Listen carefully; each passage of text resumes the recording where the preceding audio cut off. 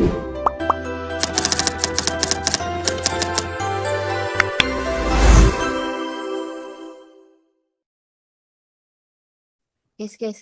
tadi di kelas aku ngantuk banget pas dosen bahas utang jangka panjang.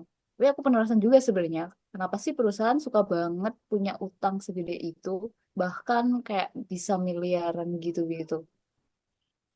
Aku juga mikir sama sih, kayak kenapa nggak nunggu aja punya duit baru bangun pabrik? Kayak misalnya apa gitu? Karena nunggu punya duit semua itu lama, Jal. Utang jangka panjang tuh strategi. Karena kalau perusahaan mau ekspansi nih, tapi nggak mau nunggu 10 tahun ngumpulin dana, ya mereka pinjam.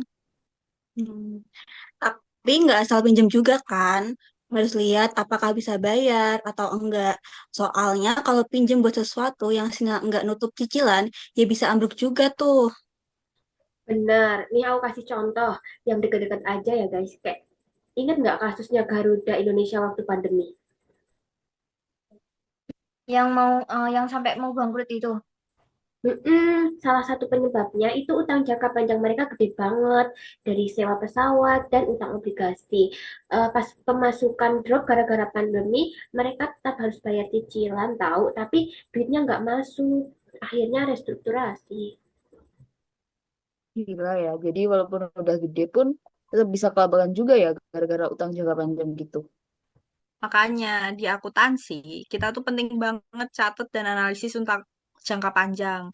Di laporan keuangan, kita tuh lihat berapa sih totalnya, jatuh temponya kapan, bunganya berapa. Bahkan ada juga yang harus pisahin bagian yang harus dibayar dalam setahun.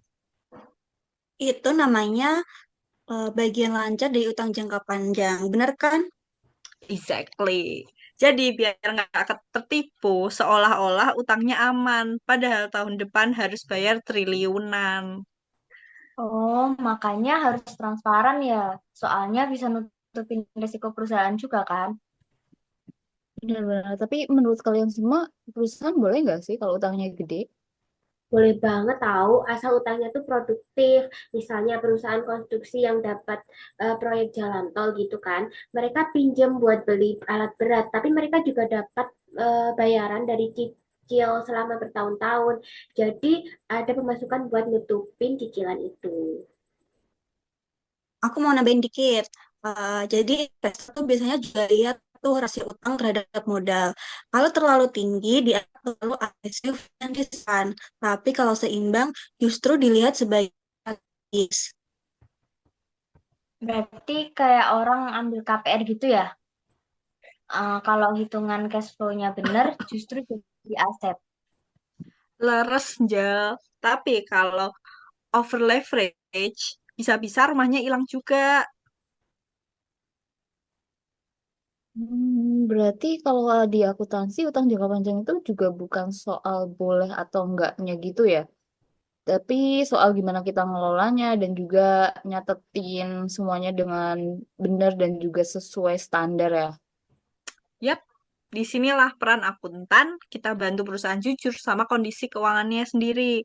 Dan bantu orang luar juga buat ngelihat risiko dan potensi. Jadi simpelnya utang jangka panjang itu kayak minum kopi malam.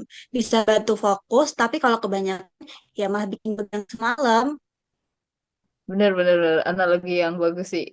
Besok kalau ngantuk di kelas kita salahin utang jangka panjang aja ya. Serius deh. Tapi jadi makin ngerti sih sekarang kenapa pencatatan utang itu penting banget. Eh, Guys, ayo kita lanjut diskusi tentang leasing yuk. Siap, tapi aku ambil minum dulu ya. Kayaknya pembahasan kita makin panjang juga deh. Oke. Kok garing ya? Oke, boleh. Boleh. Ya, ntar ya. Lanjut aja deh. Kemarin waktu Pak Darto bahas leasing, aku agak ngambang sih. Leasing tuh nyewa, tapi dicatat kayak beli. Serius. Iya, aneh sih di awal ya. Tapi benar, sekarang di standar PSAK tiga tuh kalau kita nyewa barang dalam jangka panjang dan kita kayak punya kontrol penuh atas barang itu, kita harus catat kayak kita beli. Jadi kayak kamu nyewa motor 5 tahun buat ojek online gitu. Tapi kamu pakai tiap hari bebas bawa kemana-mana, bebas modif dikit gitu. Itu kayak kamu pemilik aja kan? Nah, itu yang disebut sewa pembiayaan alias finance lease. Dalam akuntansi, si penyewa itu harus mencatat hak guna atas asetnya dan juga utang sewanya. Terus bedanya sama sewa biasa apa dong? Kalau menurutku nih ya, kalau sewa biasa atau operating lease itu kayak nyewa apartemen buat 6 bulan, terus kamu pakai, kamu bayar. Tapi hak milik tetap jadi di pemiliknya, pemilik si apartemen itu.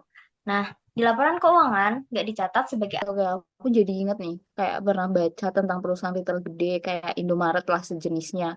Mereka tuh banyak banget sewa properti, tapi karena jangka panjang dan semua sesuai kriteria finance lease, ya dicatat juga di laporan keuangan. Yoi, bahkan tuh kalau nggak dicatat laporan keuangannya bisa kelihatan lebih sehat. Padahal ngumpet utang sewa gede. Makanya PSAK 73 bikin aturan lebih transparan. Jadi sekarang nggak bisa sembunyi-sembunyi gitu ya? Semua harus ditampilin. Benar. Contoh nyatanya nih, pas awal standar ini diterapin, kan tahu perusahaan gede di Indonesia kan? Nah, dia itu sempat terpaksa nambahin aset dan utang besar di laporan keuangannya, karena mereka nyewa banyak pesawat. Dulu sih nggak dicatat, sekarang wajib. terus efeknya tuh lumayan loh. Neraca mereka tuh langsung melonjak. Asetnya tuh naik, tapi utang juga naik. Nah, analisis keuangan bisa lihat lebih jujur kondisi realnya. Tapi logikanya masuk sih. Kalau kamu pakai aset dalam jangka panjang dan punya tanggung jawab bayar sampai lunas, ya perlu dicatat juga lah. Bener kayak ibarat pacaran 5 tahun, nginep tiap hari, ngurusin tiap hari, tapi nggak pernah diakuin. Itu mah liga nggak dicatat.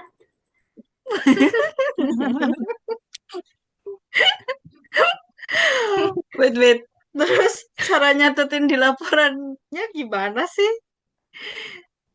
Simpelnya gini nih, di awal perusahaan tuh nyatet aset hak guna sebesar nilai sekarang dari pembayaran sewa.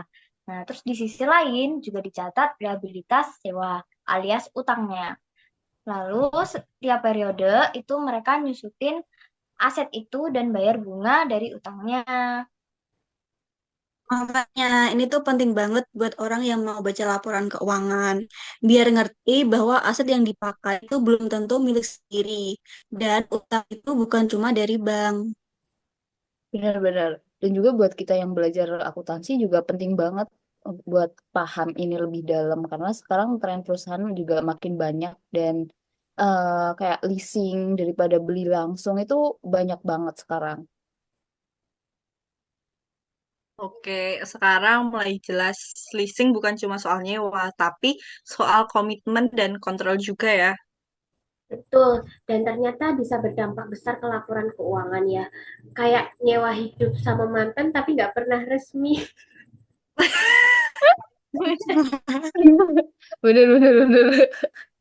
Intinya sih kalau kamu pakai sesuatu kayak milik sendiri, ya akuntansi juga minta kamu ngakuin itu di neraca.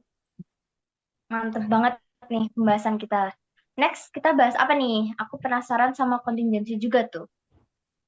Boleh tuh. Tapi Baik. sekarang kita geserkan dulu deh.